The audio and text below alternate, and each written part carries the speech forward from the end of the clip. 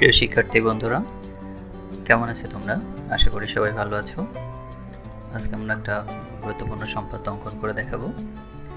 একটি বৃত্তের বহিস্থ কোনো বিন্দু থেকে দুইটি স্পর্শক অঙ্কন করতে হবে। প্রথমে আমরা যে বৃত্তে দুইটি স্পর্শক অঙ্কন করতে হবে সেই বৃত্তটা অঙ্কন করে নিই এবং এই বৃত্তের কেন্দ্র নির্ধারণ করা প্রয়োজন এবং বহিস্থ যে বিন্দু থেকে দুইটি স্পর্শক অঙ্কন করতে হবে আমরা সেই বিন্দুটা নিয়ে নিলাম। আমরা একটু নাম দিয়ে দিই। বহিস্থ যে বিন্দু সেটা হচ্ছে এ,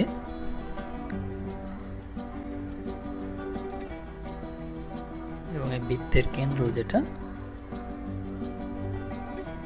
সেটা ও। তো আমরা একটু বৃত্তের কেন্দ্রটা চিহ্নিত করে নিই।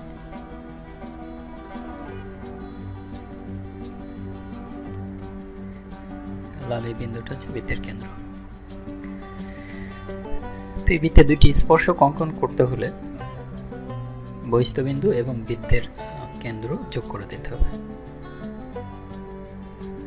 আমরা বহিস্থ বিন্দু এবং বৃত্তের কেন্দ্র যোগ করে দিলাম। দুইটা বিন্দু যোগ করার ফলে আমরা একটা রেখাংশ পাচ্ছি, লাল রঙের এই রেখাংশটা। এখন এই রেখাংশটাকে সমদ্বিখণ্ডিত করতে হবে। তো একটা রেখাংশকে সমদ্বিখণ্ডিত কিভাবে করতে হয় সেটা আমরা জানি।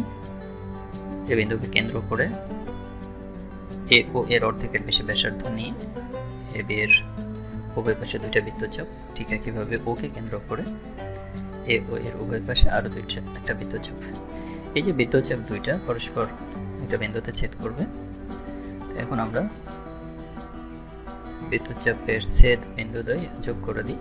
যোগ করে দিলে আমরা এই রেখার ঠিক মধ্যবিন্দু। তো আমরা পুরোটা যোগ না করে আমাদের যেহেতু এই রেখার ঠিক মধ্যবিন্দু লাগবে, আমরা মধ্যবিন্দুটা নির্ণয় করে নিলাম। এখন এই মধ্যবিন্দুকে কেন্দ্র করে এ ও এর অর্ধেকের সমান ব্যাসার্ধ নিয়ে আমরা এই অর্ধেকের সমান ব্যাসার্ধ নিতে পারি, ঠিক একইভাবে এই অর্ধেকের সমান ব্যাসার্ধ নিতে পারি। যেহেতু অর্ধেক, কাজেই দুইটাই সমান হবে। এখন এই অর্ধেকের সমান ব্যাসার্ধ নিয়ে একটি বৃত্তচাপ অঙ্কন করি। পরে আঁকানো এই বৃত্তটি আগের বৃত্তটাকে দুইটা বিন্দুতে ছেদ করবে। আমরা দেখতে পাচ্ছি যে লাল বৃত্তটা কালো বৃত্তটাকে দুইটা বিন্দুতে ছেদ করেছে। যে দুইটা বিন্দুতে ছেদ করেছে আমরা বিন্দু দুইটি একটু চিহ্নিত করে নিই। এই যে নীল রঙের যে দুইটা বিন্দু, এই দুইটা বিন্দুতে লাল বৃত্তটা ছেদ করেছে। এখন এ বিন্দু এবং এই ছেদ বিন্দু যোগ করে দেব এবং এ বিন্দু এবং উপরের যে ছেদ বিন্দুটা পেয়েছি এই ছেদ বিন্দু দুইটা যোগ করে দেব। তো যোগ করে দিলে আমরা দুইটি স্পর্শক পেয়ে গেলাম। বহিস্থ বিন্দু এ থেকে ও কেন্দ্র বিশিষ্ট বৃত্তে দুইটি স্পর্শক অঙ্কন হয়ে গেছে। আমরা একটু নামকরণ করে নিই। মনে করলাম পরে আঁকানো বৃত্তটা আগের বৃত্তটাকে দুইটা বিন্দুতে ছেদ করেছে।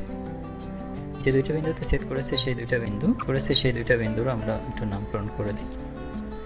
সি বিন্দু এবং ডি বিন্দু, এবং এর যে মধ্যবিন্দু সেটা বি বিন্দু। আমাদের দুইটি স্পর্শক অঙ্কন হয়ে গেল। ধন্যবাদ শিক্ষার্থী বন্ধুরা, ভালো থেকো।